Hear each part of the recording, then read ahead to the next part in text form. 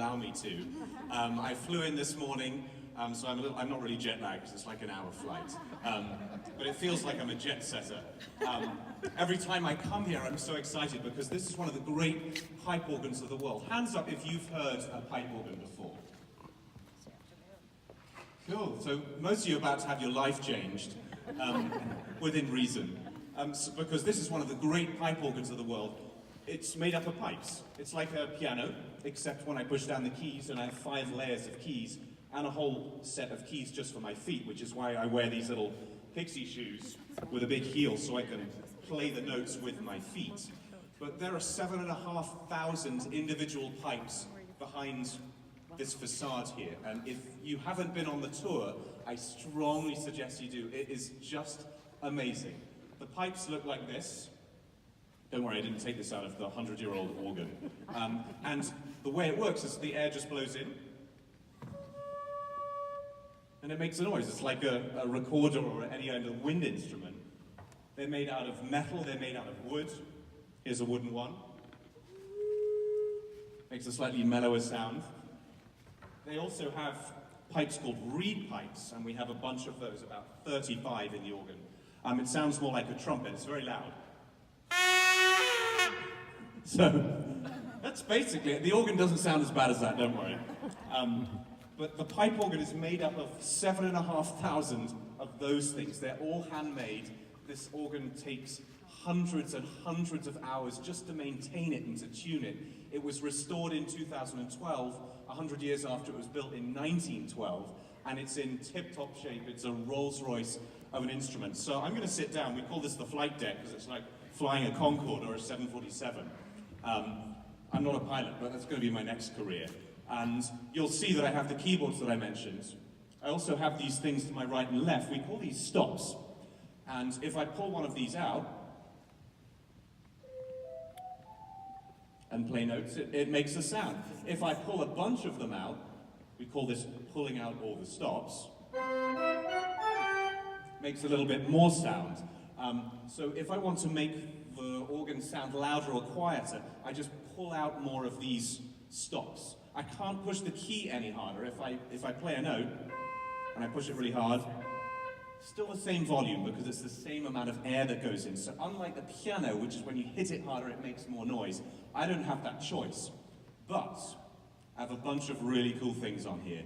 A number of the organ sounds are like instruments in an orchestra. Here is a flute.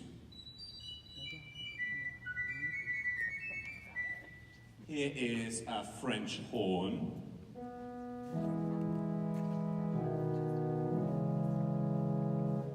Here is a clarinet.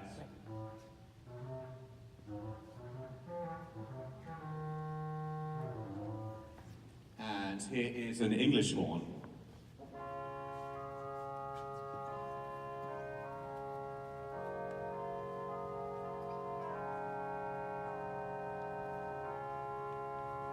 I can make sounds like the strings of a symphony orchestra, and this organ does that really well.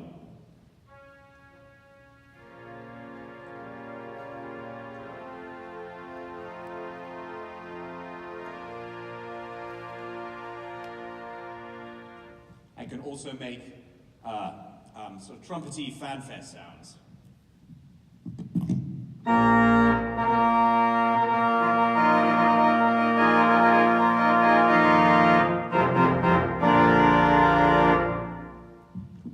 One of the cool things about this instrument, which is not like any other pipe organ, is that I have a bunch of percussion sounds. So I can play the glockenspiel.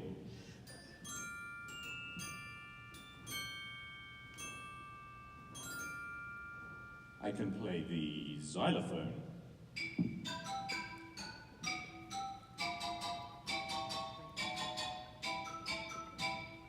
I can play the bass drum, which I'm going to play with my foot, and I can play the snare drum with my hands. I can also play the tambourine, and the castanets. Can play a woodblock, and have a bunch of really cool effects. If there's a train coming, Nancy talked about a silent movie. Those were made in the 1920s when they didn't have the ability to play sound. So you watched a blank, a silent screen, and then an organist would make up the music, the film music, essentially. So if you had someone come up and ring your doorbell, you needed to be able to make that sound. So I can do that. If there were some birds flying around and it was a nice sort of summer's day, I could make the birds tweet.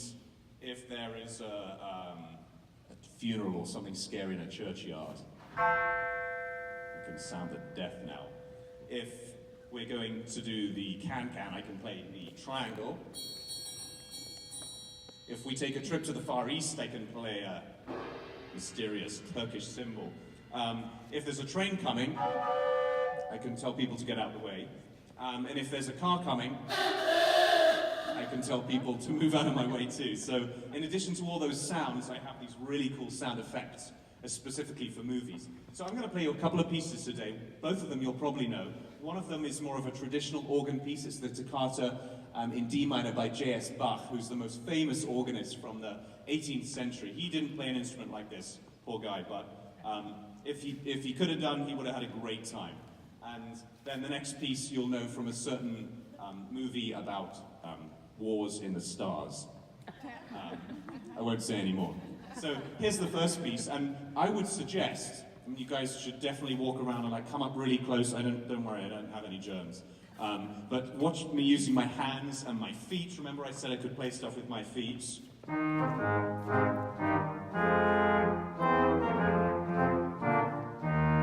So I'm playing a bunch of stuff. You want to see that, it's really cool. I'll be jumping around the keyboards and pulling out all the stops by pressing these little preset buttons down here. So come check all that out, but also go out into the space if you go down the stairs, because the organ is really loud up here and your eardrums might burst. So feel free to wander around and you'll have a really good time. So here's the first piece by